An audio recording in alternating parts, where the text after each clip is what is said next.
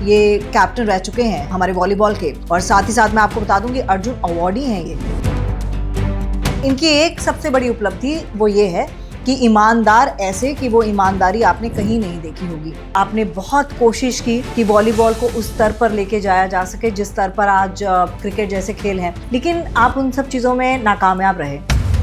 मैं नाकाम नहीं रहा। मैं आपको बतलाऊं, मेरी माँ ने 3 वचन मुझसे सर पर रख के हाथ लिए। जीवन में तुम कभी नशा नहीं करोगे, पुलिस अफसर बन के दिखाओगे और तुम जिंदगी भर ईमानदार रहोगे। 8वीं तक तोतला बोला, सब कहते नौकरी नहीं मिलेगी, तो मैं माँ से लड़ता था। 6 भाई 2 मैंने सबको सब ठीक ठाक पैदा किया, मुझे ही तोतला क्यों पैदा किया। कुछ भ्रष्ट अधिकारी के साथ काम करने में तकलीफ बहुत हुई, स्वास्थ्य खराब हुआ, तनाव हुआ, तकलीफ हुई, लेकिन दोनों बेटियों ने जीवन दे दिया। ये जो खेल जगत में भ्रष्टाचार होता है, तो ये भ्रष्टाचार कहाँ से शुरू होता है? क्या जड़ से ही शुरू हो जाता है या फिर नहीं, जड़ से शुरू होता है। खेल संघों में मैंने बताया ना, ऐसे लोग हैं, उन्हें देश दुनिया से, खेल खिलाड़ी से कोई मतलब नहीं है। जो राष्ट्रीय प्रतियोगिता में भाग लेती है टीमें, वहाँ पे वो खिलाड़ी जाने चाहिए जो सर्वश्रेष्ठ हो प्रदेश के, हर जगह। ये क्या करते हैं, ये पैसा लेके कम स्तर के खिलाड़ियों को चयन करते हैं, उन्हें प्रतियोगिता नहीं जीतनी। मेरे सामने ये भारतीय खेल विकास प्राधिकरण बना, मैं इसको कहता हूँ सफेद हाथी। ये पुरस्कार का भी बांट लेते हैं पैसा। जो भ्रष्ट है वो देशभक्त नहीं है। सर, आपके जमाने में भी ये सब चलता था जो आजकल चलता, हम देखते हैं डोप टेस्ट और ये सब, आपके दौर में भी था? इतना नहीं था जितना अब हो रहा है। खेल की दुनिया में सब कुछ छोड़ना पड़ता है। मैं 35 वर्ष तक कभी सिनेमा नहीं देखा और मैं 35 वर्षों तक कभी बाजार नहीं गया। विनेश फोगाट ने अब संन्यास वापस ले लिया है। हाँ। कैसे देखते हैं आप इसको? बहुत अच्छा निर्णय लिया है। भगवान ने चाहा तो ओलंपिक में जाएगी, मेडल जीतेगी, अगर उसके ठीक से अभ्यास करते रहिए। Tamanna Talkies, where you can follow trend every weekend. So please share, follow and subscribe.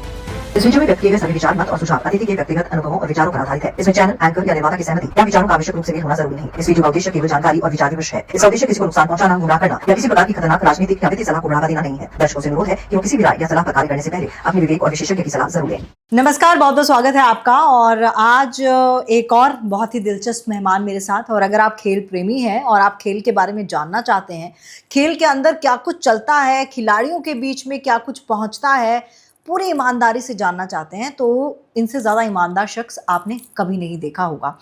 क्योंकि इनकी ईमानदारी, जब ये खेल रहे थे, वॉलीबॉल जब खेलते थे, तब भी हर चीज़ को बेबाक तरीके से बोलते थे। चाहे वो प्रशासन की कह सकते हैं कि लूप होल्स हों, चाहे वो खिलाड़ियों को जो चीज़ें मिलनी चाहिए उनके लिए आवाज़ उठाना हो, हर चीज़ को बेबाकी से बोला।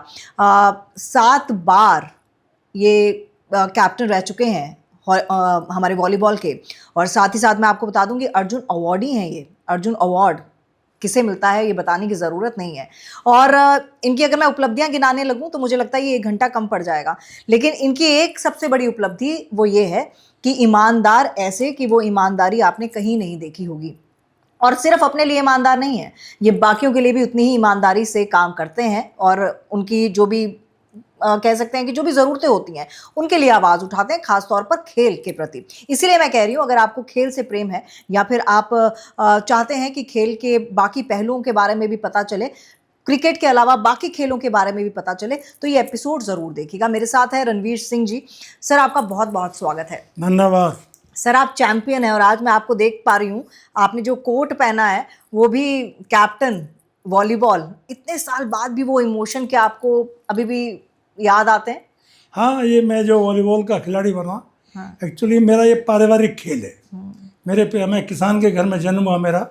शामली के पास गांव है ताजपुर संभाल का, वहाँ बहुत वॉलीबॉल होता था। मेरे बड़े भाई भी वॉलीबॉल के बहुत अच्छे खिलाड़ी थे, लेकिन मुझ पर थोड़ा प्रतिबंध लगा वॉलीबॉल खेलने में। अच्छा, क्यों? क्योंकि वो बड़े भाई जो 2 कॉलेज थे शामली में, राष्ट्रीय किसान इंटर कॉलेज शामली और वेस्ट इंटर कॉलेज शामली, तो वहाँ किसान कॉलेज में खेल होते थे और पढ़ाई कम होती थी। अच्छा। और मैं पढ़ाई में ठीक ठाक था। तो मेरे शिक्षक ने कहा था रणवीर को वेस्ट कॉलेज में दाखिला कराना है, खेलेगा कम और पढ़ाई ज़्यादा करेगा तो अच्छा रहेगा इसके लिए। तो मेरा एडमिशन वेस्ट इंटर कॉलेज में कराया गया 9th में। 8th तक मैं गाँव में पढ़ा, जूनियर स्कूल वही है। तो 9th में तो हाई स्कूल पास करने के बाद तो लंबी बातें हैं बड़ी बड़ी। मेरी माँ ने अचानक मुझसे कहा तुम्हें एक पुलिस अफसर बनना है। अच्छा। मामा की तरह। तो मैंने 9th में एनसीसी ली और मैंने आर्मी में जाने की तैयारी कर ली थी। मैंने आर्मी में जाना था, मेरी बुआ के 2 लड़के आर्मी में थे। 65 की लड़ाई के बाद बड़ा नाम था भारत का, तो मैंने तैयारी की थी आर्मी में जाने की, एनसीसी ली मैंने। लेकिन माँ की इच्छा के अनुसार फिर चुपचाप मैं वॉलीबॉल खेलना शुरू किया। और मेरे उस ज़माने के जो टीचर थे वो पैसा खर्च करके अपना चुपचाप एडमिशन करा देते थे और फीस माफ़ कराते थे। तो 3 महीने बाद मेरे पिताजी को पता चला, जबकि मेरे खेत शामली के पास थे, मैंने एडमिशन ले लिया। 3 महीने बाद जब मैं बनारस जाने लगा 68 में स्कूल गेम्स खेलने, तो मुझे बहुत डांट पड़ी, बहुत मार पड़ी। कहना कैसे तुमने वहाँ एडमिशन ले लिया वगैरह, मुझसे पूछे ये वो। फिर शिक्षक को समझा कि नहीं ठीक खेल रहा, बढ़िया खेलेगा, अच्छा खेलेगा। और फिर मेरी माँ की बात याद रही, उस जमाने में 70 के आसपास में 68 में दिल्ली पुलिस में स्टार्ट हुआ। इंटरनेशनल खिलाड़ियों को सीधे दरोगा बनाते थे। अच्छा। CRPF BSF मतलब पुलिस अफसर बनाते थे। तो किसी एक शिक्षक ने कहा अगर तुम इंडियन टीम में सेलेक्ट हो जाओगे तो तुम सीधे दरोगा भर्ती हो जाओगे, अपनी माँ की इच्छा पूरी करोगे। मैंने वो वॉलीबॉल खेलना शुरू किया। वॉलीबॉल खेलना शुरू किया। लेकिन जो आपके बारे में लोग जानते हैं और जो मैंने भी सुना है, आपकी सबसे पहली बात लोग यही कहते हैं कि बहुत सारी चीज़ों की आपने मांग उठाई और आपने बहुत कोशिश की कि वॉलीबॉल को उस स्तर पर लेके जाया जा सके जिस स्तर पर आज क्रिकेट जैसे खेल हैं, लेकिन आप उन सब चीज़ों में नाकामयाब रहे। मैं नाकाम नहीं रहा। मैं आपको बतलाऊं कि लंबी कहानी है। 74 में एशियन गेम्स तेहरान में हम लोग खेले। मैं 71 में इंडियन टीम में सेलेक्ट हो गया। मोहन मिकिन में एक टीम बनी, वहाँ पुराने खिलाड़ियों की नेशनल प्लेयर्स आए, वो मैं बड़ौत पढ़ता था, मुझसे बुलाने आए मुझे कि रणवीर ज्वाइन कर लो। तो मैंने अपनी माँ को बताया, मैं कहा मैं वहाँ इस तरह मुझे मोहन मिकिन में शराब भी बनती है, जूस भी बनता है। अच्छा। तो मेरी माँ ने कहा क्या शराब की फैक्ट्री में जाओगे नौकरी करने, तुम्हें तो पुलिस में बनना, ये बनना हुआ। तो मैंने कहा माँ मैं खेलूँगा, आगे बढ़ूँगा तो तभी तो मैं तुम्हारी इच्छा पूरी करूँगा। तो तब मेरी माँ ने 3 वचन मुझसे सर पर रख के हाथ लिए, जीवन में तुम कभी नशा नहीं करोगे, नंबर 2 पे पुलिस अफसर बन के दिखाओगे और तुम जिंदगी भर ईमानदार रहोगे, कभी भी तनख्वाह पे गुजारा करोगे, लोगों का भला करोगे। तो रही बात नाकाम होने की, तो 74 एशियन गेम्स में पहली बार हमें विदेश जाने का मौका मिला। 70 में टीम नहीं की थी, समानांतर संघ बहुत हैं, झगड़े बहुत हैं। मतलब 90% ऑफिशियल फेडरेशंस के उनको घूमने फिरने जाना है, मौज मस्ती लेनी, उन्हें देश की प्रतिष्ठा से, दुनिया से, कोई टीम से, कोई इज्जत से कोई लेना देना नहीं है। मैंने तो मैं सबसे पहले, आप हंसोगे, आप ताज्जुब करेंगे आप, मैं तेहरान में खेल गया तो पहले डायरेक्टर बने थे केटी सिंह बाबू साहब, जिनके नाम पे स्टेडियम है ये। तो मैं सबसे पहले उनसे मिला जाके। मैं कहा हर प्रदेश में कुछ न कुछ नीतियाँ बनी हुई हैं, लोगों को पदोन्नति पाते हैं, सुविधाएं मिलती हैं, प्रदेश में होना चाहिए। मैंने अपने लिए कुछ नहीं मांगा कभी, मैंने सिर्फ नीतियों पे जोर दिया, नीतियाँ बननी चाहिए, नीतियाँ बननी चाहिए। खैर उन्होंने कहा सुबह कल मुझसे ऑफिस में आके मिलो। उसी समय मुझे राज्य का सर्वोच्च खेल पुरस्कार सन 75 में मैं अच्छा खेला। वहाँ टीम अच्छी नहीं खेली, हमारे पास ना किट थी, ना जूता मोजा था, ना खेलने का, ना वॉलीबॉल थी, ना इंडोर स्टेडियम में कभी देखा था, पहली बार तेहरान में 74 में देखा। हिंदुस्तान में कोई इंडोर स्टेडियम इस तरह का था ही नहीं इतना अच्छा। तो मैं पहुँच गया वहाँ। खैर उन्होंने ज़्यादा रुचि नहीं ली, फिर भी वो बहुत बड़े खिलाड़ी थे, हॉकी का बड़ा नाम था उनका, करा सकते थे। खैर वो चलता रहा। फिर मैं जगह जगह मिला, तो मुझे बहुत लोग मिले। मैं दिल्ली मार्केट अलवाजी से मिला, एक लोकपति त्रिपाठी जी की चिट्ठी मिली मुझे सन 75 में, नेशनल में वॉलीबॉल में गोल्ड मेडल जीता हमने। हम यूपी की टीम बहुत अच्छी थी, 6 अंतर्राष्ट्रीय खिलाड़ी यूपी में थे, बहुत ही अच्छे। तो खेलते रहे, गोल्ड सिल्वर ब्रॉन्ज सब लिया। तो मैं सबसे मिला, मैं कभी नीति बननी चाहिए। मैं खेल मंत्री से मिला तो उन्हें ध्यान नहीं दिया। फिर मैं कहीं जगह मार्केट अलवाजी से मिला, कोई ध्यान नहीं दिया किसी ने। मैं मुरलीधर जोशी से मतलब सबसे मिला। मैं कभी नीति बननी चाहिए, प्रदेश में कोई नीति नहीं है, बढ़ती नीति नहीं है, पदोन्नति नीति नहीं है। पूरे प्रदेश में दूसरे प्रांतों में है, पुलिस में है, सब जगह। मैं इंडियन टीम में सेलेक्ट हुआ, मेरे पास 10 नौकरी थी, लेकिन मेरे पिताजी की इच्छा नहीं कि यूपी में हो सकते हैं। मगर यूपी वाले बुला रहे, हरियाणा वाले, CRPF BSF वो लोग बुला रहे। तो मैं कहा हो जाएगा। खैर वो कुछ चलता रहा। मेरी अर्जुन अवार्ड का ऑनर हुआ हम लोगों को 78 में, 75 का अर्जुन अवार्ड सन 78 में दिल्ली में। तो मैंने वो 1-2 एप्लीकेशन दिया, मैं सब होना चाहिए। तो फाइल चलती रही मेरी, तो सब मैं आपको बताऊं बिल्कुल क्लियर, आपने तो ईमानदारी की बात कही दी, मेरी माँ के वचन लिए हुए मैं जीवन में कभी रिश्वत का लेन देन नहीं किया, एक पैसे की बेईमानी नहीं मैंने अपने जीवन में नहीं की, और मैं सच बोला, सच के पीछे बहुत लंबी कहानी है, पिटाई उठाई, सच बोलता हूँ, सच लिखता हूँ, सच बोलता हूँ, सच ही कहता हूँ। तो मैं पहुँच गया मेरे शासन में बातचीत, एक के बख्शी साहब थे प्रमुख सचिव गृह, ये सबसे बड़ा होता है सरकार में पुलिस का पद जी। तो मैं उनसे मिला, मैं सबसे मिलता था, हर मुख्यमंत्री से मिला, खेल मंत्री से मिला, सबसे मिला मैं। तो सचिवालय में जो कार्य प्रणाली है वो मेरे अनुरूप नहीं थी, मेरे चरित्र के, मेरी सच्चाई के अनुरूप नहीं थी। तो उन्होंने कहा आप अर्जुनवाड़ी, 87 की बात है ये। मैं कहा हाँ सर, अर्जुनवाड़ी यूपी पुलिस? मैं जी सर। कहने लगे क्या प्रकरण है आपका? मगर साहब मेरी पत्रावली चल रही है, 5,000 अर्जुनवाड़ के, 3,000 लक्ष्मण पुरस्कार के रिवार्ड मिल रहा है। उस समय डीजी साहब को पावर नहीं थी सैंक्शन करने की, कोई कैश वैश तरह, गवर्नमेंट पीएच को भेजती थी, शासन सूचित करता था। तो हमने कहा अच्छा, तो आप बैठिए 2 मिनट बाहर, मैं बात करता हूँ। एक विधायक बैठे थे, दर्जनों मंत्री मेरे से जूनियर थे जो भाई साहब कह के मुझे संबोधित करते थे, वो अपनी बात करते थे, आप अपने बारे में बोलो। मैं कहा नहीं, मैं नीति चाहिए, मुझे चाहिए, मैं नीति बनाना चाहता हूँ ताकि आने वाली पीढ़ी को काम हो। जिस तरह मैं धक्के खा के घूम रहा हूँ, पहला अर्जुनवाड़ है यूपी का, 61 से प्रारंभ हुआ अर्जुन पुरस्कार में, सन 75 में पहला मिला, 24 साल में कोई मिलता नहीं, मेरी कोई सिफारिश नहीं थी, कुछ नहीं, मैं जानता भी नहीं था, मगर नीतियाँ बननी चाहिए, सबका भला हो। तो उन्होंने कहा ठीक है बैठिए। तो उन्होंने, आप ताज्जुब करोगे जो प्रक्रिया अपनाई उन्होंने, एक विधायक जी बैठे थे, उन्होंने भैया मैं कुछ मदद करूँ इनकी? तो उनसे लेटर हेड लिए और उन्होंने 2 पत्र लिखे अपने आप विधायक जी की तरफ से, जबकि दर्जनों मंत्री मेरे बहुत अच्छे परिचित थे, जाता था मैं। तो बोला मेरी जानकारी में आया है कि रणवीर सिंह का प्रकरण पुरस्कार का यहाँ लंबित है, एक पदोन्नति का प्रकरण लंबित है, अर्जुन पुरस्कार पहले ले लिया, ऑफिस को भी मेरे पास है। बोला रणवीर सिंह एक बात करिए आप, मैं चाहता हूँ आप स्पोर्ट्स में काम करें, पुलिस में तो बहुत काम करने वाले हैं, लेकिन जब मैंने कहा साहब मैं कर नहीं पाऊंगा। क्या क्यों? तो मेरे मुँह से निकल गया सर भ्रष्टाचार बहुत है। बोला यहाँ तो बड़े बड़े अफसर, वो मुझे चौंके, क्या आप इंस्पेक्टर हैं? मैं जी सर मैं कंपनी कमांडर हूँ पीएससी में। कहला अब आप ही काम करेंगे, यहाँ तो बड़े बड़े अफसर भ्रष्टाचार पे बात नहीं करते मुझसे, अब आप ही काम करेंगे। मैंने आपसे बात की, मैंने देखा कि आपके अंदर वो बात है कि आप अच्छा कर सकते हैं। वो फाइल शुरू हो गई, स्पोर्ट अफसर में 89 में मुझे बना दिया गया। तो संघर्ष था बहुत बड़ा, सच बोलने का भी संघर्ष था, सच कहने का भी संघर्ष था, परेशानियाँ बहुत थी, लेकिन कुछ अधिकारी मुझे बहुत अच्छे मिले। मैं उनका नाम लेना चाहूँगा आपको। प्रकाश सिंह साहब थे, जी बने BSF के, यस माथुर साहब, MC द्विवेदी साहब, ये सब अफसरों ने मुझे सपोर्ट किया। जो स्पोर्ट्स सेक्रेटरी थे JK सिंह साहब, इसके बाद N सिंह साहब, उनको तो मैं फादर ले, मैं जो वरिष्ठ अधिकारी थे उम्र में बहुत, उनको बिल्कुल पिता की तरह मैं उनको सम्मान देता था। मैं कर्मचारी से लेकर सबको सम्मान देता हूँ।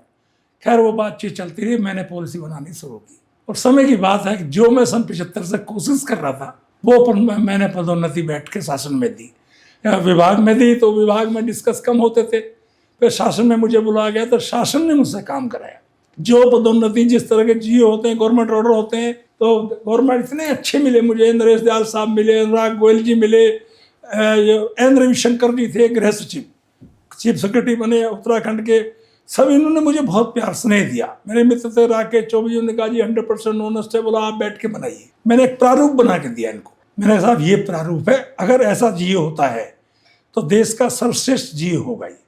कई लोगों ने मुझे कहा आप सुनो आप जाइए वहाँ से केरला से GO ले आइए, हरियाणा से ले आइए। तो मैंने कहा साहब हम इतने बड़े स्टेट के मालिक हैं आप, मैं केरला का जाऊँ, मुझे कौन GO देगा, मेरा को परिचय नहीं है। तो कुछ नाराज भी कुछ लोग ऐसी बात करते हैं आप, मगर मैं ठीक कह रहा हूँ। चलती रही फाइल, बात होती रही, चलती रही। इसके बाद में मैंने बना के प्रारूप दिया, और 28 अक्टूबर 1999 को प्रकाश सिंह साहब के मुझे, मैं भाग्यशाली हूँ, एक खिलाड़ी DG साहब के सामने बैठ के काम कर रहा, GO बना, प्रारूप बनाया। तो मैंने उनको दिया, मैं कहा साहब ये प्रारूप है। तो 7 साल बाद 2 जनवरी 1999 नरेश दयाल जी बोले कि रणवीर आप कल नहीं आए भाई, मैं एक प्राइवेट निजी पत्र लिख दिया। मगर सर मेरी 2 बेटियां हैं, ना वो सिपाही भर्ती होंगी ना वो दरोगा भर्ती होंगी, लेकिन मैं आने वाली पीढ़ी के लिए काम करना चाहता हूं। जो मुझे नहीं मिला, जैसे शासन ने कहा कि आपको काम करना है, जो आपको नहीं मिला आने वाली पीढ़ी को मिले। के बख्शी साहब ने ये मुझसे कहा था, मेरी बात सुनिए, मुझ पर भरोसा कीजिए। तो मैं मजबूर मत करिए कि मैं खेल का क्षेत्र छोड़ के अपना पुलिस की नौकरी करूँ, दूसरे काम करूँ। खैर 2 जनवरी 99 को उन्होंने कहा रणवीर आप आए नहीं, कल 1 जनवरी को आपको तोहफा देते हैं। मगर सर 1 जनवरी को यहाँ कोई काम नहीं होता सचिवालय में। क्यों? मगर सब हैप्पी न्यू ईयर होता है, कोई काम नहीं होता। तो मैं सच बोल देता, कहना नहीं जाइए आप बैठ के बनाइए। 4:30 बजे मैं पहुंचा, 4 बजे का समय था और मैंने करीबन 1.5 घंटे में वो प्रारूप का बना के शासनादेश उन्हें साइन कर दिया। लेकिन ये भी एक बताऊंगा मैं आपको, सब चले गए थे 2 जनवरी को, मिलता नहीं कोई। उन्हें टाइप वाइप के वो अच्छा टाइप नहीं हुआ था। तो मैंने उनसे कहा सर आप बुरा ना माने तो मैं कहूँ मैं इसको अपने ऑफिस में टाइप करा दूँ? अरे करा दो, बहुत अच्छा। तो वो टाइप करा गया ऑफिस में, दूसरे दिन सिग्नेचर के। ऐसा कोई भरोसा करता नहीं। आज वो देश का सर्वश्रेष्ठ शासन देश है, उसमें केवल था खेलो और नौकरी पाओ। No written test, no physical test, no interview, no bribe, कोई रिश्वत नहीं, कुछ नहीं, खेलो और नौकरी पाओ। 7 साल लगे मुझे जीवन का, कितना महूल समय पर। स्टेडियम पीएससी में स्विमिंग पूल बनवाया, इंटरनेशनल होना चाहिए, सिंथेटिक ट्रैक बनवाया होना चाहिए हॉकी के लिए, और आपका सिंथेटिक ट्रैक हुआ, एस्ट्रोटर्फ बनवाया, लड़कियों तो का ये हॉस्टल। सच बोलने का और ये लड़ाई लड़ने का खामियाजा भी कहीं ना कहीं भुगता? कोई खामियाजा नहीं भूजा, बस सीनियरिटी नहीं मिली, कुछ भी तनख्वाह ठीक नहीं हुई, पेंशन नहीं दी ठीक। अच्छा। हाँ कोई बात नहीं, लेकिन मैं बहुत ही सब्र वाला हूँ। मेरे पे सब माता रानी की कृपा, मेरी माँ की बहुत बड़ी कृपा, पिता की सच के रास्ते बताया, माँ भवानी हिम्मत दी, शक्ति दी, माँ लक्ष्मी ने बड़ी कृपा की, काम ठीक चल रहा है। और सबसे बड़ी बात, संतोषी माँ ने संतोष दिया, सब्र बहुत है। और सबसे बड़ी बात मैं जीवन में कहूँगा, मेरी दोनों बेटियों ने मुझे, ज्योति प्रिया प्रियांजलि ने, एक ब्रिस्बेन में और कल में बैडमिंटन के लिए इंटरनेशनल में चांसलर गोल्ड मेडलिस्ट है ज्योति प्रिया, छोटी प्रियांजलि गोल्ड मेडलिस्ट है, MBA किया। दोनों बेटियों ने मुझे जीवन दिया। कुछ भ्रष्ट अधिकारी के साथ काम करने में तकलीफ बहुत हुई, स्वास्थ्य खराब हुआ, तनाव हुआ, तकलीफ हुई, लेकिन दोनों बेटियों ने जीवन दे दिया। तो मैं शुक्रगुजार हूँ अपनी दोनों बेटियों का, उन अधिकारियों का, उन कर्मचारियों का जिन्होंने मेरा साथ दिया। ये जो खेल जगत में भ्रष्टाचार होता है, किस तरह का भ्रष्टाचार होता है? मतलब हम, क्योंकि अगर मैं BCCI को छोड़ दूं तो उसके अलावा मैं देखती हूँ जो बाकी गेम्स हैं उसमें, चाहे वो हम जैसे ओलंपिक्स में जाते हैं, उसमें जो कबड्डी प्लेयर्स होते हैं या फिर हमारे कोई भी प्लेयर्स होते हैं, उनकी शिकायत यही रहती है कि हमें रिसोर्सेज नहीं मिलते, हमें डाइट वैसी नहीं मिलती, हमें फिजिकल ट्रेनर वैसा नहीं मिलता। तो ये भ्रष्टाचार कहाँ से शुरू होता है? क्या जड़ से ही शुरू हो जाता है या फिर बीच में कहीं ना कहीं कुछ? नहीं, जड़ से शुरू होता है। जड़ से। खेल संघों में मैंने बताया ना, ऐसे लोग हैं, उन्हें देश दुनिया से, खेल खिलाड़ी से कोई मतलब नहीं है। उनको घूमना फिरना। माँ बाप ये देखिए, जो राज्य टीम में चुनाव होता है, अंतर जनपदीय प्रतियोगिता होती है, जनपद में ही शुरू हो जाता है वो काम। अपने हिसाब से लड़के पैसे लेके अधिकारी चुन लेते हैं, वो टीम भेज देते हैं। स्टेट में जो राष्ट्रीय प्रतियोगिता में भाग लेती हैं टीमें, वहाँ पे वो खिलाड़ी जाने चाहिए जो सर्वश्रेष्ठ हो प्रदेश के, हर जगह। ये क्या करते हैं, ये पैसा लेके कम स्तर के खिलाड़ियों को चयन करते हैं, उन्हें प्रतियोगिता नहीं जीतनी। पहले ऐसा नहीं था। जब मैंने प्रारंभ किया तो जीतने के लिए लोग आते थे। सन 75 का, जिस वर्ष का मुझे अर्जुन अवार्ड मिला, हम 12 खिलाड़ी थे, जिसमें 7 ठीक थे, 5 फर्जी थे। जनपद स्तर के खिलाड़ियों को अगर आप राज्य टीम में ले जाएंगे, नौकरी मिलती तब उससे अपना। तो ये बेईमानी है। किट अपनी हम लोग बनवाते थे, अपना खाना खुद खाते थे, TAD नहीं मिलता था, कुछ नहीं मिलते थे। तो ये तो पैसे दिए जाते हैं ना सरकार के? नहीं देते। अब बाद में शुरू हुआ ना अल्लाह गुल्ला, थोड़ा बहुत होता है, लेकिन अभी आप किसी टीम को देख लो, आप फर्जीवाड़े जो करने वाले वो कर रहे हैं। कोई देखिए, स्पोर्ट्स कोड इसी चक्कर में लागू हुआ 2011 में, उत्तराखंड में लागू है, हिमाचल में लागू है, राजस्थान में, बहुत राज्यों में लागू है, उत्तर प्रदेश में लागू नहीं है। क्यों नहीं है? क्यों नहीं आप? क्योंकि वो भ्रष्टम लोग बैठे हैं वहाँ जगह जगह, वो नहीं चाहते कि लागू हो। उसमें 1 साल 2 टर्म का है, 5 साल 2 साल कर सकते हैं, ये 40 साल से लगे हुए हैं। ये क्या करते हैं संघ के लोग, किसी अधिकारी को पकड़ लेते हैं। अब IAS IPS के पास इतना समय कहाँ है? वो खेल खिलाड़ी के बाद एक तो 90% ये जानते नहीं है, इन्होंने कभी खेला नहीं है, खेल मैदान में कभी गए नहीं। लेकिन अधिकारी वो है जो प्यार करे खिलाड़ियों को, प्रतिभाओं को आगे बढ़ाए प्रतिष्ठा के लिए। ऐसा नहीं हो रहा है, ये नेताओं को पकड़ लेते हैं। अब कौन उलझे उनसे? मैं तो बोलता रहा ना, सबके सामने सच बोलता रहा। मेरे तो स्पोर्ट्स बड़े बड़े स्टेटमेंट है, do not abuse the sportsman, abuse the system. खेल जगत में जो इतनी चोरी बेईमानी शुरू से ही हो रही है, कोई देखने वाला नहीं, क्योंकि जवाबदेही कोई नहीं है। अभी 6-5 साल से वॉलीबॉल संघ, भारतीय वॉलीबॉल संघ निलंबित चल रहा है। 3 संघ बन गए, कोई भी 4 आदमी इकट्ठे होते हैं। संविधान में है भाई संघ बनाइए, लेकिन चोर बेईमान इकट्ठे हो गए, अब संघ बना लें, बच्चों को परेशान करें, उन्हें प्रतिष्ठा को मतलब नहीं है। ये कहानी हर खेल में पैसा लेके इंडियन टीम में सेलेक्ट कर लेते हैं, कबड्डी में तो बड़ा नाम होता था, कुश्ती में हरवा देते हैं, अच्छे खिलाड़ी को हरवा देते हैं, खराब को ले जाते हैं। तो इस पर कोई जवाबदेह नहीं है। देखिए, प्रधानमंत्री जी ने खेल का वातावरण बनाया। हमारा भी इंदिरा गांधी जी के साथ फोटो है, मुरारजी जी के साथ फोटो है, लेकिन जल्दी फोटो खींचे हटो। तो मतलब कोई मतलब नहीं, कोई बातचीत, एक वातावरण बना। मेरे सामने ये भारतीय खेल विकास प्राधिकरण बना। मैं इसको कहता हूँ सफेद हाथी। देखने में अच्छा है, इतनी जगह खाली है, कितना किराया बढ़ा। अगर ओलंपिक में 2 पदक जीत ले हिंदुस्तान, 140 करोड़ का देश, 148वां नंबर है फुटबॉल का पूरे वर्ल्ड में, यहाँ ऐसी बेईमानी होती है। भूटान, एक अफ्रीका की टीम आई, एक इंडिया की, और वर्ल्ड चैंपियनशिप होगी। आप सोचिए ना, कोई पूछने वाला नहीं भाई आप ये क्या करें, वर्ल्ड चैंपियन हो गए, पैसा मिलेगा, बढ़िया रिवार्ड तय कर लिया सबने। ये पुरस्कार का भी बांट लेते हैं पैसा। एक संघ का लक्ष्मण पुरस्कार में हमको मिला, हमको तो खैर कभी कोई पैसा मिला नहीं। 150 रुपये का जियो था, वो दिया नहीं। रिश्वत दो तो वो मिलेगा 12-6 रुपया। मैं भिड़ गया, मैं दिखापड़ी करता रहा। मैं 6,000 लेने के चक्कर में मेरे 5-6 रुपये खर्ची हो गए, लेकिन उसको क्लियर किया मैंने। और ये बाप को खुशी होगी जान के, पहली भर्ती उत्तर प्रदेश राज्य में पुलिस में 99 में शुरू हुई, पहली भर्ती स्पोर्ट्स कोटे में। तो मैंने प्रयास किया। आप कोई श्रेय ले ले, हमने ये काम किया, अधिकारी लेते हैं, मगर ले लो, कोई बात नहीं। लेकिन मेरे जीवन का जो संपूर्ण कार्य था, वो मेरी जो इच्छा थी मैं दूसरों का भला करता रहूं। माँ ने कहा था ये आने वाली पीढ़ी का भला हुआ। सारे स्टेडियम बने, लड़कियां आज अलग रह रही हॉस्टल में, मैच चल रहा है, स्पोर्ट्स मैच। तो हम तो मैच में, पुलिस के मैच में 8 बजे सूखी रोटी खा के खेलते थे। तो परिवर्तन होना चाहिए। जिस दौर की आप बात बता रहे हैं, तब से लेकर अब तक कई मुख्यमंत्री भी बदले, कई खेल मंत्री भी बदले, सबका रवैया एक सही रहा या फिर कुछ अलग हुआ है? कोई बदलाव नहीं, नीचे से ऊपर। आप ये स्पोर्ट्स कॉलेज खोला सन 75 में, आप स्पोर्ट्स कॉलेज में देखिए ना, कोई देखने वाला नहीं है वहाँ। आप स्पोर्ट्स कॉलेज में देखिए, वहाँ पे कोई ऐसा ग्राउंड नहीं है। आज तक कोई इंडोर स्टेडियम नहीं बना आज तक। इतना बड़ा कारोबार हम बढ़ा रहे हैं, खेल बढ़ा रहे हैं, कागजों में बढ़ाते रहिए आप। प्रतिभा कौन गई? अभी मैं स्पोर्ट्स कॉलेज 20-25 साल बच्चे छांटे, कहाँ गए वो? इंडियन टीम में कोई है? बच्चे खेलने, अब खेल रहे हैं, वर्ल्ड स्कूल गेम्स होना, 3 बच्चे छांटे गए, सब कुछ हो रहा है, लेकिन कोई सुनने को तैयार नहीं है ना। बीच वाले भाई देखिए, खेल मंत्री खिलाड़ी से कभी कभी मिलता है, मुख्यमंत्री से मिलने का सवाल नहीं पैदा होता किसी का, वहां तक बात जाती नहीं है। अब ये मुख्यमंत्री, इससे अच्छे मुख्यमंत्री प्रदेश को क्या मिलेंगे, इससे अच्छे प्रधानमंत्री इस देश को क्या मिले? खेल खिलाड़ियों की बात करते हैं तो सच को जानिए ना। जो भ्रष्ट बैठे हैं आपके नीचे, 350 रुपया पर डे का खाना कोई बच्चा खाता है? कोई नहीं खाता, घर में नहीं खाते, उनको वही खाना नहीं अच्छा मिलता, कोई डाइट नहीं, कोई नीति नहीं है। मतलब लमसम कितना पैसा मिलता है खिलाड़ियों के लिए? देखिए, जैसे स्पोर्ट्स कॉलेज सेलेक्ट हुआ 75 में, हमने कोशिश की, एक जगह 2-3 साल अच्छे बच्चे सेलेक्ट हुए, टीम ठीक था, उनको प्रतिभा अंतर्राष्ट्रीय खिलाड़ी 1-2 बने।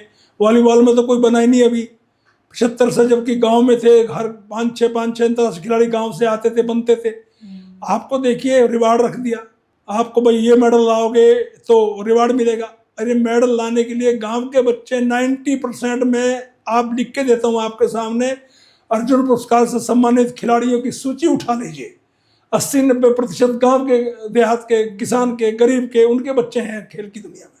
और मैं ओलंपिक में गया 96 में, वर्ल्ड पुलिस की एक टीम बनी थी, इसमें मेरा भी नाम था अरेंज करने के, ऑर्गेनाइज करने के लिए। यूएसए ने बोला, तो वहाँ के मैं जितने कोचिज से, खिलाड़ियों से बात की, लड़कियाँ 6-6 फुट, 6-6 इंच, 8-8 इंच की, ब्राजील, रशिया, ये क्या परफॉर्मेंस, क्या फिजिकल फिटनेस क्या है। तो मैं कोचिज से बात की, कहना you know that we pick them from the small village, you know the small village. मुझसे पूछा कोच ने, I am sorry sir, I am also born in small village.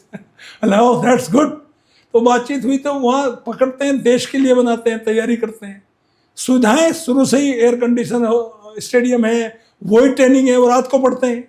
दिन में अगर ट्रेनिंग है तो रात को पढ़ते हैं, शाम को ट्रेनिंग है तो सुबह पढ़ते हैं। वो टाइम शेड्यूल बनाते हैं देश के लिए। लेकिन जब हम बोलते हैं देश सर्वोपरि, फिर कैसे हम बोल सकते हैं? ये नहीं बोलते, नहीं, झूठ बोलते हैं। नहीं तो क्या चाहिए? भीड़ चाहिए, माइक चाहिए, किसी तरह। मैं तो सबको जानता हूँ, बहुत लोग जानता हूँ, दर्जनों कैबिनेट मंत्री मुझे भाई साहब कहते थे, रणबीर भाई अपने लिए कुछ बोलो, ये अब कर देंगे। मुख्यमंत्री जी बड़ी बेटी के, मैं मिला, मोहन मंत्री सबसे मिलता था मैं, तो बड़े मुख्यमंत्री जी आगे मेरी बेटी की, बड़ी बेटी की शादी में मेरी जांच करा दी है। तो इस तरह के अधिकारी हैं कि समाजवादी पार्टी का आदमी। अरे मैं राष्ट्र का आदमी हूँ, देश का आदमी हूँ, माता पिता भक्त हूँ, भारत माता की जय बोलता हूँ, मिट्टी लगाता हूँ मत्थे पे से उठ के। तो ऐसे लोगों का क्या करोगे? ये कुछ करेंगे देश के लिए? कुछ नहीं कर सकते ये लोग। सिवा बटोरने, तो बटोरो कितना बटोरो, सबको छोड़ के जाना। हम तो किसान के घर में पैदा हुए, माँ ने कहा था तुम तनख्वाह में गुजारा करोगे, एक पैसे की भी जीवन भर बेईमानी नहीं करोगे। मैंने नहीं की, उनका वचन निभाया मैंने। तो जीवन में जो वही ज्योति प्रिया के बारे में मैं कहना चाहूँगा, मुझे गर्व है इस बात का, वो मेरी बेटी ज्योति प्रिया IPS है, 2008 बैच की, 100% ईमानदार है। बिल्कुल, मैं दर्शकों को बताना चाहती हूँ कि लेडी सिंघम के नाम से उनको जाना जाता है। अगर आप उत्तर प्रदेश के वासी हैं तो आपने ज़रूर ये नाम सुना होगा। कई उनके भी नाम, जैसे इनके नाम कई सम्मान हैं, उनके नाम भी कई सम्मान हैं और तमाम लोग उनको जानते हैं, सख्त मिजाज की हैं। अगर इनकी बेटी हैं तो ईमानदार हैं और हर चीज़ को वो भी बेबाक बोलती हैं, इसीलिए लेडी सिंघम कहा जाता है। सर, ये जो आपने अपनी माँ से सीखा कि बेईमानी नहीं करनी है, अपनी तनख्वाह का पैसा, यही आपने अपने बच्चों को भी सिखाया? हाँ, मेरी पत्नी भी अंतर्राष्ट्रीय खिलाड़ी है, लखनऊ स्टेट की पहली खिलाड़ी सन 70 में, BA में पढ़ते हुए ना पाठक के नाम से। हम दोनों कप्तान थे सन 75 के। मैं पुरुष टीम का कप्तान तो विमेन टीम की कप्तान थी। 76 में शादी होगी हमारी, 2 अंतर्राष्ट्रीय खिलाड़ी का विवाह। हमने संस्कार दिए बच्चों को, दोनों बेटियों को देखभाल उन्होंने की, पढ़ा लिखा काबिल बनाया उन्होंने, खूब अच्छा किया। महिला विद्यालय डिग्री कॉलेज में सब बच्चियों का दाखिला वाले खिलाड़ियों का होता था वहाँ, और हम अपनी तनख्वाह से उन बच्चियों पर खर्च करते थे, बच्चों पर खर्च करते थे, और उनकी भी जांचें हुई, उनको परेशान किया गया। ये स्थिति ऐसी है, हमने तो संस्कार दिए। और ये जानते हैं कम्प्लेन जो लेके आए, बहुत खिलाड़ियों को बढ़ा, मैंने गरीबों की चुपचाप मदद करता हूँ, खिलाड़ियों की भर्ती नहीं की है, उनकी मदद भी की, लेकिन मैं उनको नाम नहीं बताना चाहता क्योंकि मैं किसी का अपमान थोड़ी करूँगा। जो सहायता की, नौकरी पाए, तरक्की के, आगे बढ़ गए। तो हमारा तो वो वॉलीबॉल का, मेरे घर का नाम ही वॉलीबॉल हाउस है, माँ का घर वॉलीबॉल हाउस। माँ ने, एक पत्रकार ने पूछा था, भाई साहब ये कि मगर माँ ने जन्म दिया, वॉलीबॉल ने अच्छा जीवन दिया, तो इसलिए इस घर का नाम माँ का घर वॉलीबॉल है। मेरे माता पिता का मंदिर है मेरे घर में, मेरे मतलब हम दोनों के, पत्नी के माता पिता का वाकई बढ़िया मंदिर, सुबह शाम पूजा होती, मैं भगत हूँ। मैंने अपने जीवन में कोई ऐसा काम नहीं किया भाई कोई नशा कोई बात हो। सुबह शाम खेल मैदानों पे, दिन में दफ्तर, शाम को सचिवालय, रोज जाता था मैं, रोज खुशामंद करता था मैं, ये कर दो, ये अच्छा काम है, समाज के लिए अच्छा काम है। तो लोग समझते पता नहीं क्यों चक्कर काट रहा। कितनी उम्र है सर आपकी, अगर आप बताएं तो? उम्र, बूढ़ों की उम्र नहीं पूछी जाती, फिर भी बताता हूँ। 12 फरवरी को मैं 75 साल का हो जाऊंगा। छोटी ने घर वर बना लिया, ओरेकल कंपनी में थी, सेटल होगी माँ ब्रिस्बेन में। तो जो 2 बेटियों ने इतना मान सम्मान दे दिया तो क्या चाहिए। मैं शाकाहारी आदमी, दाल रोटी खाता हूँ, पूजा पाठ करता हूँ, मुझे कुछ चाहिए नहीं था। मैं उम्र आपकी इसलिए पूछ रही थी क्योंकि जैसे कि आपने कहा कि मैं काफ़ी कहता था कि भाई ये लागू कर दो, ये लागू कर दो, लोग बोलते थे भाई कहाँ रोज़ आ जाता है। आज के दौर में ना सर, सनकी नाम दे दिया जाता है जब आप किसी के लिए कुछ कर रहे हो। मतलब ये पछता ही नहीं है लोगों को कि कोई अपने लिए नहीं सोच रहा, किसी और के लिए सोच रहा है। तो सब ऐसे बोलते हैं, अरे सन की नहीं, पागल कहते हैं। हाँ, दिमाग खराब। मैं बोलना नहीं चाहती थी सर, मैं रिस्पेक्ट करना चाहती थी आपकी, इसलिए मैं बोलना नहीं चाहती थी। नहीं, मैं लगातार बोलिए, कुछ भी कभी ये चीजें चुपती नहीं थी। लेकिन जो अधिकारी इतना प्यार करते थे, जो मेरा घर बनवा दिया, मैं तो लोन मांगा तो रिवार्ड दे दिया। ये अर्जुनवाड़ कोटे में 66,000 की जमीन मिली, लोगों ने सम्मान तो दिया, ओलंपियंस को हमको मिला, रहने की जगह मिल गई।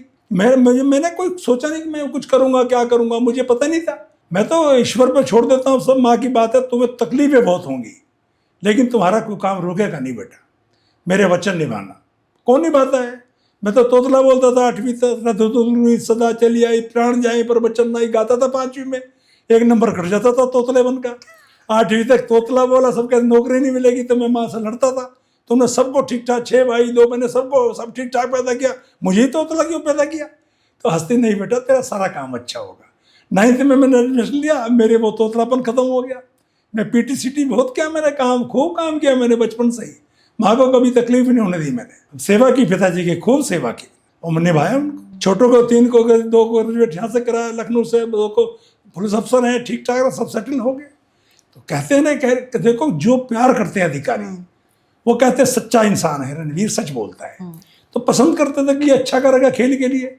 शासन से बहुत मजबूत है। कुंवर फतेह बहादुर साहब के सामने बैठ के नीति बना रही, अंतिम नीति। रिटायरमेंट के 4 दिन पहले 24 फरवरी 2011 को एक पॉलिसी बनवाई हम लोग बैठ के। तो बहुत सीनियर अफसर बैठे थे, वो बोल नहीं पाए वहाँ। तो कुंवर फतेह बहादुर बहुत प्यार करते थे मुझे। बोला रणवीर सिंह के बारे में आप क्या जानते हैं, कुछ चिट्ठी लिखी थी मेरे बारे में खिलाफ। मैं जब से जानता हूँ, जब मैं जोन सेक्रेटरी स्पोर्ट्स था, वो रणवीर खिलाड़ियों की बात करता, अपनी नहीं करता। सर आपके ज़माने में भी ये सब चलता था जो आजकल चलता, हम देखते हैं डोप टेस्ट और ये सब, आपके दौर में भी था? हाँ, ये मैं पहली बार आपको बताना चाहूँगा, इतना नहीं था जितना अब हो रहा है। वाडा नाडा नेशनल वाले हैं, वाडा वाले। मैं आपको एक किस्सा सुनाऊंगा 78 एशियन गेम्स बैंकॉक का। तो पहली बार वहाँ लेबोरेटरी बनी और डोप टेस्ट होने लगे। हमको पता नहीं था डोप टेस्ट के बारे में, हम शाकाहारी आदमी है और अपना खाते थे, घी दूध पीते, वो घर से घी का 5 किलो का डब्बा आता था, ठीक होता था। तो इसके बाद मैच स्टार्ट हुए, तो सबसे पहले मुझे इंडियन टीम से मुझे पकड़ा, एक जूरी बैठती है वहाँ 3 आदमियों की, कहना 2 नंबर कम ऑन, लेकिन मुझे यूरिन टेस्ट होते हैं। इसके बाद में वहाँ ठीक है, तो कुछ निकला नहीं है। तो मैं किस्सा इससे पहले बताऊंगा, मैं शाकाहार आदमी, बैंकॉक में जिस होटल में ठहरे थे वहाँ वो सांप, वो मछली टंगी थी, बदबू आती थी मुझे उनमें से। मैं तो भूखा मर गया, ना वो अच्छा नाश्ता मिले, 2 दिन में मैं पीला पड़ गया। तो हमारे बुच्ची साहब सर थे, कोच हमारे श्यामराव जी सीनियर खिलाड़ी थे, वो असिस्टेंट कोच थे। बोला रणवीर ये क्या हो रहा है आपको वार्मी कप में, प्रैक्टिस में? तो मैंने श्यामराव जी को, सीनियर खिलाड़ी थे, धीरे से बोला भाई 2 दिन से रोटी तो मिली नहीं, अब मैं खेलूँ कैसे? तो बुच्ची साहब ने बोला, थोड़े सख्त थे, बहुत ही प्यार बहुत करते थे मुझे। मैं डिसिप्लिन आदमी रहा हमेशा, कोई कंप्लेंट मेरी किसी किस्म की नहीं थी कैंपों में। इंडियन टीम में कहीं भी गया मैं वेल डिसिप्लिन रहा। तो बोला you are the main member of the team, अगर तुम ही नहीं खेलेगा तो कौन खेलेगा, चपाती किधर से लाएगा, ऐसे बोला मुझको। मैं कहा सर ठीक है, मैं कोशिश करूँगा। तो सुबह में जब होटल से नीचे उतर रहा था तो मुझे पहलवान लोग आ रहे थे, 2 दिन बाद गए थे कुश्ती टीम हमारी। तो सतपाल महाबली दिल्ली वाले मुझसे दरोगा कहते थे, अरे दरोगा पीला पड़ गया, क्या हो गया, ऐसे बोल ले वो। मगर सतपाल भाई 2 दिन से रोटी नहीं मिली है, घर पर भी नाश्ता भी अच्छा नहीं आया, तो मैं नहीं खेल पा रहा हूँ, चक्कर आ रहे हैं मुझे, तो 2.5 घंटे की ट्रेनिंग में जान निकल गई इंडोर में।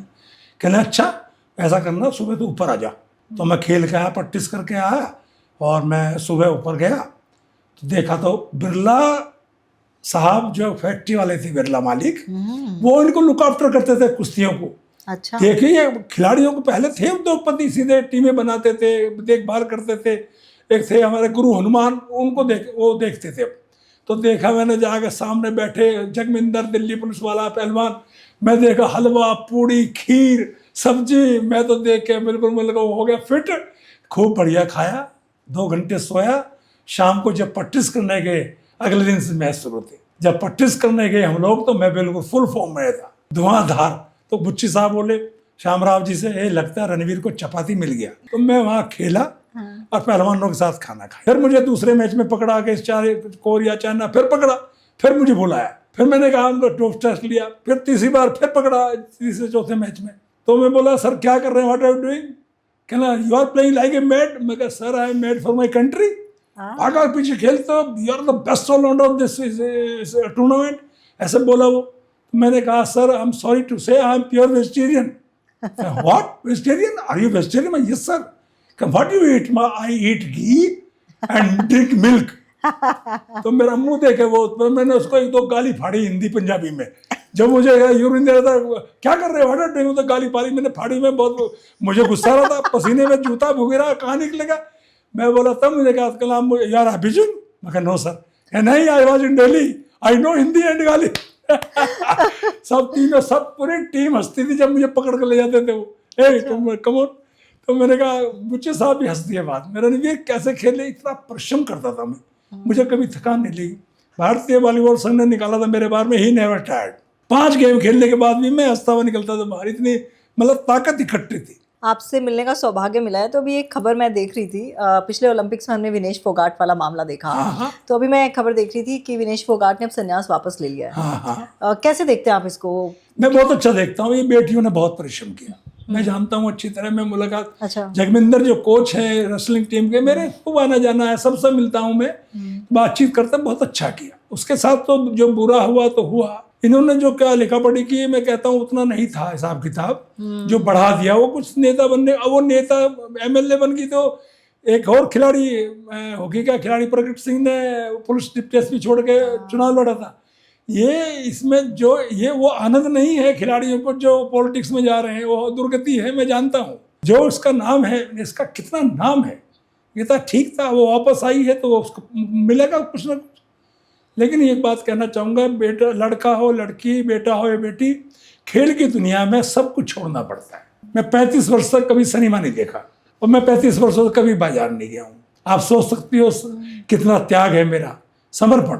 रोज सचिवालय जाना, रोज वो लोग बताना, जो अधिकारी मुझे प्यार करते थे वो जानते थे, अब भाई ये कभी कहीं कोई मतलब मेहनत की, मैंने सब हॉस्टल बनाए, लड़कियों को सुविधाएं मिले।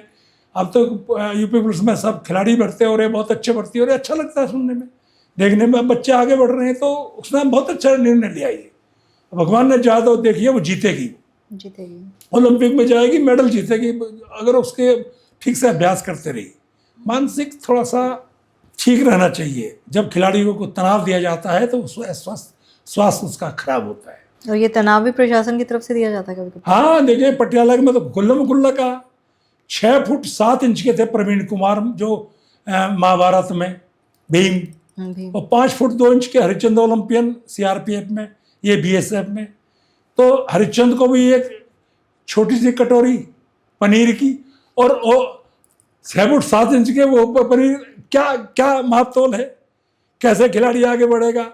हमने तो इंडोर स्टेडियम में 8 बजे बंद रहते दरवाजे, हम खेलने चले गए इंडोर प्रैक्टिस करने। इंडोर स्टेडियम नहीं था वहाँ पे पटियाला में 74 में, 8 बजे आए दरवाजे बंद। तो सब्र इतना था कि बाहर दुकानें दूध दात की, 4 पीस डबल रोटी के खाए, आधा किलो दूध पिया, आगे सो गए। वहाँ बोलेंगे तो अनुशासनहीनता में आपको वापस किया जाएगा। ये स्थिति इस देश की आज भी है। खाना अच्छा नहीं मिल रहा जो मिलना चाहिए था, कोई देखने वाला नहीं है, क्योंकि बंधा पैसा है कि इतना हमें कमाना है, और जिसको कमाना है वो, एक अंत में वाक्य बोलूँगा मैं, जो भ्रष्ट है वो देशभक्त नहीं है। जो जहाँ बैठा है, जो भ्रष्ट है वो देशभक्त नहीं है। वो खेल के क्षेत्र में ऐसे लोग हैं, उनको नहीं रहना चाहिए था। मुझे तो कुछ नहीं कह पाए, लेकिन मैंने कह दिया। मैं हर बेईमान के पास बैठ नहीं सकता, ये मेरा नियम है। कुछ भ्रष्ट अफसरों के साथ काम करने का मुझे दुर्भाग्य है मेरा। वो बहुत अच्छा हो सकता था, बहुत अच्छा हो सकता था, तकलीफ बहुत हुई। आप बोल नहीं सकते। उन दोनों बेटियों के भविष्य की बात थी, मैं बोलता तो हल्ला होता। और जितने भ्रष्ट हैं वो सब एक हो जाते हैं। इनकी जाति एक है कि ये बेईमान है। 2 जाति दुनिया में, एक ईमानदार, एक बेईमान, एक कर्मठ, एक कामचोर। कभी धमकियां मिली आपको? नहीं, धमकी तो मिली। बोलेगा मैं वैसे बोलते काम, जीवन खराब हो जाएगा। मैं क्या जीवन खराब होगा? एक अफसर ने कहा, रणवीर माँ के संस्कारों के साथ कब तक काम करोगे? मैं जब तक करूँगा। फिर क्या करोगे? बच्चों को वॉलीबॉल सिखाऊंगा। गाँव में ज़मीन है, 2 वक्त की रोटी मिल जाएगी मुझे, अनाज मेरे यहाँ इतना हो जाता है, मैं तो रोटी खाता हूँ। चुप हो गया, इतना सा चेहरा उतर गया। काहे के लिए डराओगे? क्यों डराओगे? मैं आज खुल्लम खुल्ला कहता हूँ, अगर सर्वोच्च सेवा में चयनित होने के बाद भी राष्ट्र की अगर आप बेईमान है तो आपसे बड़ा इस देश का दुर्भाग्य है। सबसे बड़ी सेवा में भी तनख्वाह, अगर 2 बच्चे हैं, एक सेवा है, 4 कमरे का मकान नहीं बना सकते अफसर। ये कोठियाँ महलों की दुआ छोड़ दो आप। और यही बहुत लोगों को देखना, भुगतने बुरी तरह। मैंने बहुत लोगों को देखा रिटायरमेंट के बाद, 60 साल के बाद भी जीवन है मैडम। मैं 15वां साल चल रहा रिटायरमेंट के बाद। 3-4 साल तकलीफ रही, स्वास्थ्य खराब हुआ, अब मैं ठीक हूँ। क्योंकि जीवन में जो मैंने कहा वो मैंने किया, जो मेरे अच्छे अधिकारी का मैंने वो किया। आने वाली पीढ़ी के लिए सारे काम किए मैंने। और मैं आज भी अपने कपड़े खुद धोता हूँ, अपने जूते पॉलिश खुद करता हूँ। मैं किसी को कोई काम नहीं बताता। बेटी के यहाँ गया था, पापा यहाँ भी, मैं कहा बेटा, एक बड़ा स्टूल खरीद के लाता हूँ, बाल्टी मग्गा खरीद के लाता हूँ, अपने हिसाब से कपड़े धोता हूँ, अपने हिसाब से सुखाता हूँ, अपने हिसाब से रहता हूँ। ये जीवन है मेरा। उसके बावजूद भी आप खुश हैं? अरे खुशी तो माँ बाप की दी हुई है, जिन्होंने संस्कार दे दिए, रास्ते बता दिए, सब कुछ दे दिया। मैं तो 100 रुपया लेके चला था 77 अप्रैल में, माँ से मांगे तभी तो नहीं है, तो नहीं दे रही थी वो। 125 रुपये हॉस्टल का मिलता था 77 में मुझे बड़ौत में। तो मैंने आखिरी 100 रुपये मांगा। 10-12 अप्रैल की बात है। तो शराब की फैक्ट्री में नहीं जाने दूंगी, नहीं नौकरी करोगे शराब की फैक्ट्री में, 100 रुपये नहीं दूंगी, मगर मैं वचन देता हूँ। माँ रोती थी, वो रोता हुआ चेहरा। 22 साल में मैंने अपनी माँ की वर्दी पहन के उनके माँ के जाके पैर छुए। वो रोता हुआ चेहरा, जब मैं मोहनगर शराब की फैक्ट्री में जा रहा था, और वो हंसता हुआ चेहरा। 44 साल में मैंने अपने पिता की इच्छा पूरी कर दी। सीनियर डिप्टी एसपी के मैं कहना चाहूँगा आज आपके माध्यम से, उत्तर प्रदेश के बच्चों के, राज्य देश के खिलाड़ियों के लिए मैंने उत्तर प्रदेश पुलिस में जो सीनियर स्केल का पद था मेरा, डिप्टी एसपी का, मैंने गवर्नमेंट को सरेंडर कर दिया। मैंने अपने माता पिता की इच्छा पूरी कर दी। मैं असिस्टेंट डायरेक्टर बना, लोग एसपी का नहीं, मुझे कोई पद नहीं चाहिए। मैं जो भी मेरा जीवन है स्पोर्ट्स के लिए, खिलाड़ी के लिए, और मेरा काम हो गया। इसलिए खुश हूँ, क्योंकि मैंने कभी किसी से कोई अपेक्षा नहीं की, ना मुझे कुछ चाहिए था। माता पिता की इच्छा पूरी कर दी, और क्या चाहिए मुझे दुनिया में। क्यों बाकी खेल बीसीसीआई की तरह उसको चेज नहीं कर पाते हैं? चेंज नहीं करता। देखिए डाली में जी ने एक व्यवस्था की, आप देखिए उन्होंने व्यवस्था की, भाई ये होगा वो होगा, ऐसे पैसे मिलेंगे ना। आप कपिल देव से पूछिए ना, गावस्कर इन लोगों से, ये इनके पास कहाँ पैसा था? 800-600 रुपये DA मिलता था। ये अपना ये टेम्पो सेंपो में आते थे।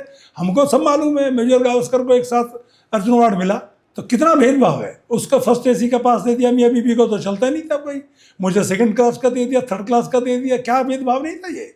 एक पुरस्कार, सर्वोच्च पुरस्कार समान रूप से मिला। काहे के लिए?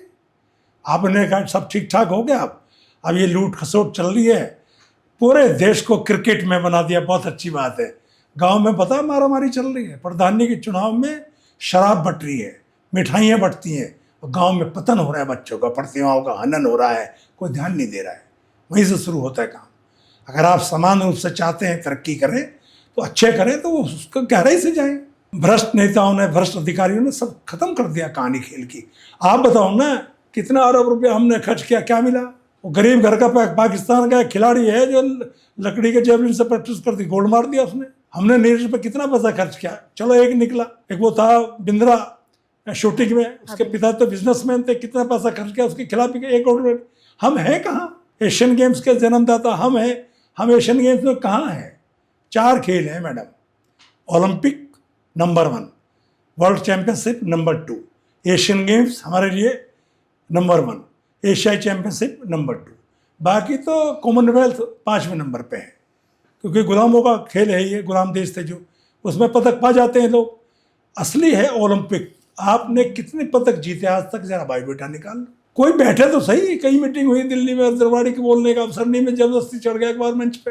मगर मेरी सुनिए बात, मल्होत्रा जी थे, मैं गांव का रहने वाला हूँ, मेरी बातें सुनिए। प्रतिमाएं गांव में पैदा हो रही हैं, अब शहर में जाकर नियंत्रित कर रहे हैं आप लोग, ऐसे नहीं जीत पाएंगे हम। बोला मैं, अरे ढूंढिए प्रतिभा, देश के लिए बनाइए, उनके माता पिता को कुछ सुविधाएं दीजिए, पैसा दीजिए, नौकरी दीजिए। एक लड़ाई थोड़ी थी, संघर्ष लगातार बरकरार, आज भी बरकरार है आपके सामने, उसमें कोई कमी नहीं होगी। अंतिम सब लोग, हिंदुस्तान पूरा जानता है, खेल की दुनिया वाले खिलाड़ी को एक कप्तान मानने वाला नहीं है, वो सच बोलता है, सच कहता है, और संघर्ष उसका बराबर चलता रहता है। बाकी खिलाड़ी आपके जैसे क्यों नहीं है? बहुत लोग हैं वो चुप हो जाते हैं। देखिए, घर की परिस्थितियां, पारिवारिक परिस्थितियां आदमी को तोड़ देती हैं। मैं 5-6 साल क्यों चुप रहा?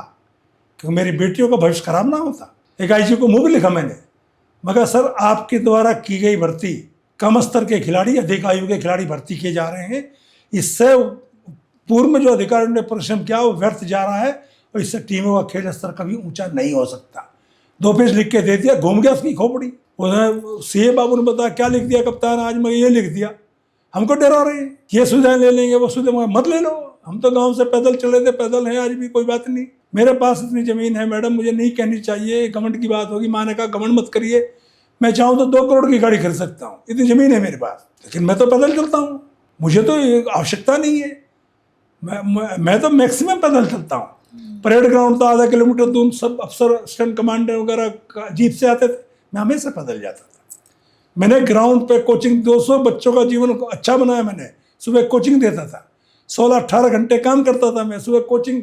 कई अफसरों ने कहा रणबीर आप अफसर हैं, कोचिंग क्यों देते? मगर सर वॉलीबॉल से मेरी पहचान है, इन बच्चों का भविष्य बना रहा हूँ। आज 4 खिलाड़ी सिपाही से डिप्टी एसपी बने, 150 इंस्पेक्टर बने, 50 सब इंस्पेक्टर बने। उनके बच्चे पूछते हैं, प्राइमरी स्कूल का मास्टर था मैं, कमचियाँ मारता था मैं खिलाड़ियों को, एक गलती पे 1 कमची, ये ट्रेनिंग प्रोग्राम था मेरा। मैं तो इंडियन में NS का डिप्लोमा करते कोच बना नहीं, क्योंकि आप देखिए बाहर टीमें जाती हैं, बुरी तरह हटती हैं, बड़ी बेइज्जती होती है, अपमानित होना पड़ता है। 4-6 पॉइंट, अब तो ठीक खेल लिए बच्चे भी, वर्ल्ड कप में वो लाए हैं, अंडर 16 बच्चे गए थे, 3 महीने छांटे तो सम्मान मिलता है। इंडियंस भर भर के आते हैं, हमारी टीम जीतेगी, हमारी टीम जीतेगी। कॉमनवेल्थ में टूटी टीम गई, कुछ विदेश पैसा कमाने चले गए। मैंने अपने पिता से कहा मैं विदेश जा रहा हूँ पैसा कमाने, बोला हमने तुमसे कभी पैसा मांगा? ऐसे बोलते थे वो। हमारे पास बहुत पैसा है, देश के लिए खेल। हम भी यहाँ दिल्ली में खेल लिया, कल रोड की खेल, ऑल इंडिया टूर्नामेंट होते थे, कोई जरूरत नहीं जाने की। वो डांटते थे मुझे, बोला वो डांटा क्या पैसे के लिए वहाँ जाएगा? ये थे पिता के, मतलब ये निर्देश थे, ये बातें थी जो मेरे दिमाग में। कई खिलाड़ी चले गए, क्या कमाया? हमने तो कुछ नहीं कमाया। हम कहने लगे तुमसे कहा कभी पैसा दे दो। 3 साल आप वॉलीबॉल, इंडियन वॉलीबॉल टीम के कैप्टन रहे। हाँ। अर्जुन अवार्ड आपको मिला, बड़े सारे ऐसे और भी सम्मान आपके नाम है सर। हाँ। लेकिन डिस्क्रिमिनेशन की जो आप बात कर रहे हैं, ये भी मैंने देखा है कि ब्रांडिंग, एडवर्टीजमेंट, ये भी कभी वॉलीबॉल के खिलाड़ियों को तो मैंने शायद नहीं देखा। आप देखा मैं कितना स्मार्ट हूँ, आप देख रही मुझे अब 75 साल में। एक बार मैं जलंधर जा रहा था, ब्लैक कोट था, टाई वाई पहने था, ब्लैक चेक का कोट था, लॉन्ग कोट लंबे वाला, टिप एंड। तो मुझे एक आदमी मिला सेकंड एसी में, अरे भैया आप क्या करते हैं? मैं कहा, कुछ नहीं करता मैं तो। नहीं कुछ तो करते होंगे आप। मैंने कहा मैं फला फला हूँ, मैंने खेला है ये खेला। बोला आप जैसी पर्सनालिटी तो मैंने देखी नहीं खिलाड़ियों की। मैं बॉम्बे में काट दिया कि मैं ये करता हूँ और मैं आपके लिए आप ऐड करिए। मगर मुझे माफ़ करिएगा, मैं ये काम नहीं करूँगा। क्यों? मगर मैं जो तनख्वाह मिलती है मैं उस पर गुजारा करता हूँ। तो मैं हिंदुस्तान का जानते हैं पूरे देश में। अब आज ये लोग कहते हैं, याद करते हैं, कप्तान खिलाड़ी भी जैसा था वो तो था ही, पर ड्रेसेस भी धुआंधार पहनते थे। ईश्वर ने मुझे, मेरी माँ ने मुझे सुंदर बनाया और लोग कहते हैं ना हैंडसम बनाया, तो बन गया मैं। लेकिन मैं जो नौकरी थी मेरी वो बहुत है मेरे लिए, मुझे कोई पैसा नहीं चाहिए था। लेकिन खिलाड़ियों को उतना चांसेस मिलते नहीं है जितने क्रिकेटर्स को मिलते हैं। भाई देखिए नाम बिक रहा है ना, नाम बिक रहा है। आप देखिए उंगली में चोट लगी, फला आदमी उंगली, ये तो नाम बिक रहा है। टीवी वाले हैं ना, आप नाम बिक रहे हैं ना। कोई क्रिकेट का खिलाड़ी आके खड़ा तो हो बराबर में, तो मालूम हो। प्रवीण भाई साहब के साथ विजय सिंह चौहान जैसे साथ 74 का गोल्ड मेडलिस्ट एशियन गेम्स के, डॉक्टर बना, हटा दिया गया। मेरे खिलाफ लिखापढ़ी की वीआरएस लेना पड़ा, उसको भी मुझे वीआरएस लेना पड़ा। मैंने भी दे दी दरखास्त, मगर मुझे काम नहीं करना भ्रष्ट अफसरों के साथ में। क्यों डॉक्टर से हटाया? एक iron man of Asia gold medallist doctor आपने बना, कोई कमी थी उसमें? अच्छे इंसान, सीधे इंसान, काम करने वाले। तो जब इस तरह का माहौल बना हुआ है ना, लूटो खाओ जाओ, देश में ये चल रहा है। और उन खिलाड़ियों को आप क्या कहना चाहेंगे जो पान मसाला की ऐड करते हैं या फिर शराब की करते हैं? घटिया बात है, बहुत घटिया है। कुछ भी करते हैं। देखिए मैं खेला, अपने माता पिता के लिए मैंने इच्छाएं पूरी की। विभाग पहला हिंदुस्तान का खिलाड़ी मैं कह सकता हूँ अपने आप को। मैं पहला खिलाड़ी हिंदुस्तान का हूँ जिसने सरकार में बैठ के उन अधिकारी ने मुझसे शासनादेश बनाया, जिसमें उत्तर प्रदेश राज्य पुलिस में खिलाड़ी भर्ती हो रहे हैं। आज तक किसी इस देश के खिलाड़ी ने बैठ के बनाया नहीं होगा, और इतना ना 25 साल संघर्ष किया होगा दूसरों के लिए। तो करिए ना, पैसा तो सब बहुत लोगों के पास है, सबको छोड़ छाड़ के चला जाना। मुझे पता है इस बात का। क्या लगता है कुछ बदलेगा? कुछ नहीं बदलेगा जब तक भ्रष्टाचार है। स्टेटमेंट है मेरा, भ्रष्टाचार के रहते हुए कुछ संभव नहीं है। देखिए अगर आप फर्जी चयन करते हैं, चयन समिति को 5-5 साल की सजा कर दीजिए। महिलाओं को परेशान करते हैं, 10 साल की सजा कर दीजिए। गलत काम होता है तो फांसी दे दीजिए। भ्रष्टाचार करते हैं तो सजा कम से कम 5 साल। और जीवन में दोबारा लोग सजा काट का इस देश के खेल संघों में, और अभी खेल संघों में काम कर रहे हैं। क्या रोक लगी? क्योंकि सब एक जैसे ही हैं वो।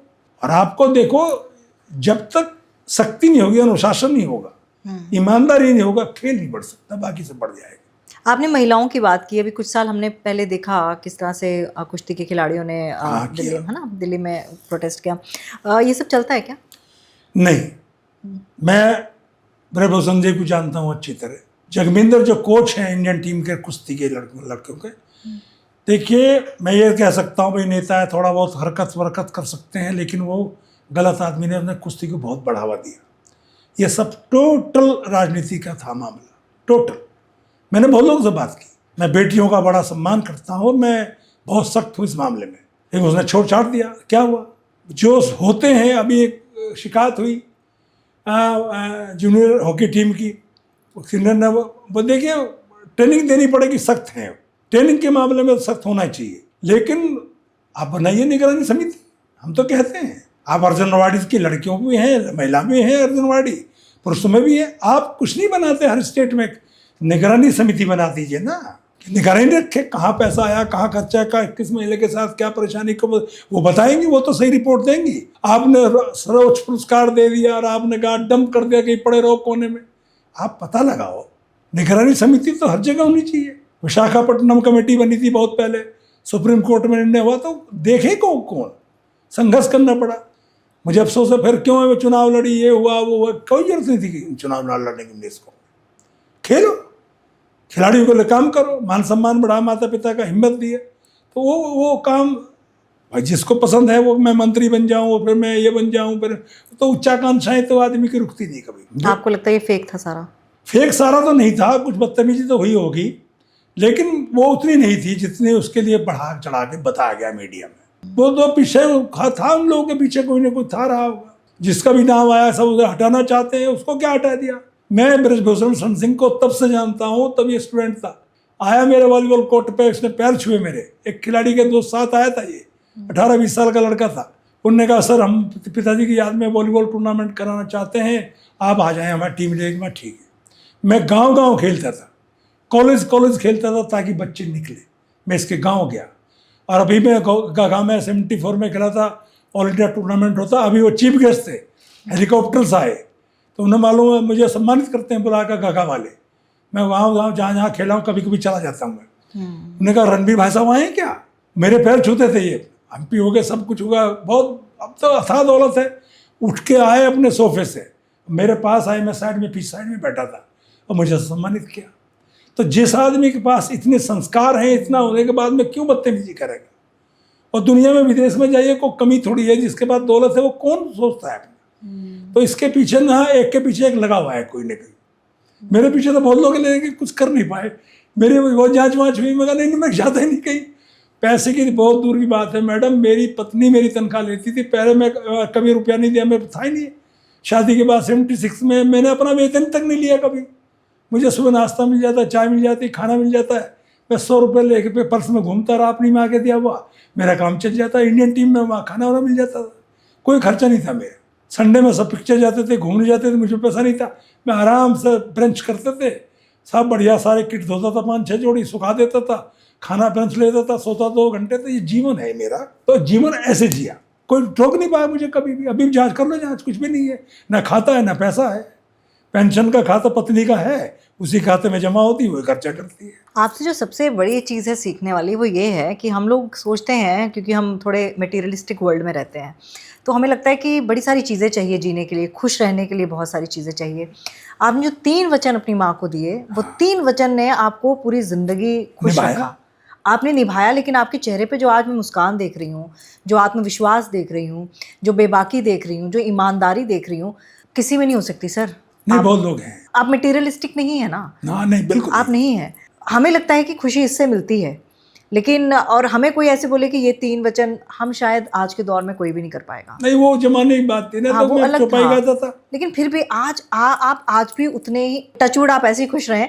लेकिन आपके चेहरे की जो मुस्कान है ना, मतलब अगर कोई इतना ईमानदार हो तो मुझे नहीं लगता कि वो इतना खुश रह सकता है। नहीं, जब कुछ चाहिए ही नहीं मेरे पास, मैंने कभी जूस नहीं पिया, पैसे नहीं थे।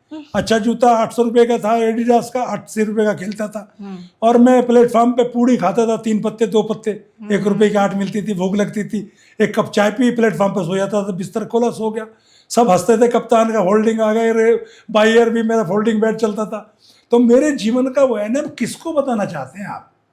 माँ ने कहा घमंड मत करिए, किसको दिखाना चाहते हैं आप, और क्या चाहिए आपको? रही बात खुशियों की, तकलीफें मुझे भी हुई, मैं भी इंसान हूँ, मेरे अंदर भी दिल है, लेकिन मैं अपनी बेटियों के आंसू देख नहीं पाता था, उनको तकलीफ नहीं होनी चाहिए। मैं अपनी माँ के आंसू नहीं देख पाता था। मेरी माँ कहती थी मैं मर जाऊंगी, मैं मर जाऊंगी, बहुत पुरानी बात है। बड़ा भाई बहुत अच्छा खिलाड़ी था, गांव में पार्टी बाजी थी, खिलाड़ी था, नाम नहीं कमाया, तकलीफ होगी माँ को। हर बात में कहती मैं मर जाऊंगी, तो मैं कहता 16 साल की उम्र में मैंने माँ से कहा था मैं तुम्हें मरने नहीं दूंगा माँ। कैसे होगा? मगर नहीं मरने दूंगा माँ, मैं जब मरूंगा तब तू मरेगी, मैं तेरे साथ मरूंगा और तुम जिंदा रहोगी, मैं मरूंगा। और 16 साल की उम्र के बाद मैं भी ये घर बना 2001 में। मैंने माता पिता का, मैं तो आपको आमंत्रित करता हूँ सबको, राजीव का आपको, आप देखिए, आशीर्वाद लीजिए, पूरा देश जानता है मैं मदद की। मैंने माता पिता का मंदिर बनाया, जब मेरी मृत्यु हो जाएगी ये माता पिता का घर रहेगा और मंदिर रहेगा, मैं नहीं रहूँगा। मेरी सहायता करने की बात यह है, पीवी सिंधु के बारे में आप जानते हैं, नाम दुनिया जानती है। इसके पिताजी माताजी भी वॉलीबॉल खेल खिलाड़ी हैं, 20 साल जूनियर थे। मुझे रमना ने फ़ोन किया, भाई साहब तो बेटी ने स्टार्ट किया 2010 में, कहने क्या भाई साहब एक रूम चाहिए, उधर कितना दूर है बीबीडी। तो उस दिन बड़ी बेटी मेरी IPS की ट्रेनिंग कर रही थी, छोटी MBA कर रही थी बेंगलोर से। मैं कहा ऐसा है, पूरा घर मेरा खाली है, मेरे नाती की देखभाल में जाता था करने के, पत्नी जाती थी, वहाँ पूरा घर खाली, तो कमरे की क्यों चिंता करते हो, घर में आ जाओ।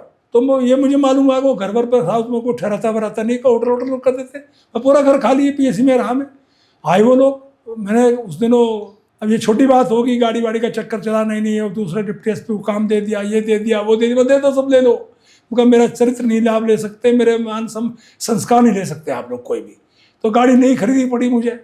तो मैंने कहा, ड्राइवर मेरा खिलाड़ी था बैडमिंटन का, मगर ये गाड़ी है रमना, आप घर में रहो।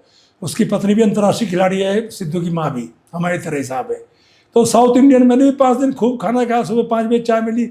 इतनी हार्ड ट्रेनिंग वो अपनी बेटी को देता था। एक दिन मैंने देखा, पीछे स्टेडियम था मेरे घर के, इंडोर स्टेडियम था, ये सब बनवाए मैंने कह के और वो प्रैक्टिस की। वो चलते वक्त जब कली मैं कहा लो बेटा खाली हाथ में दी जाते, तो मैंने अपनी जो बेटियों को मैंने पैसा दिया खिलाड़ियों को 100 रुपये उसको दिया मैंने माँ की तरफ से।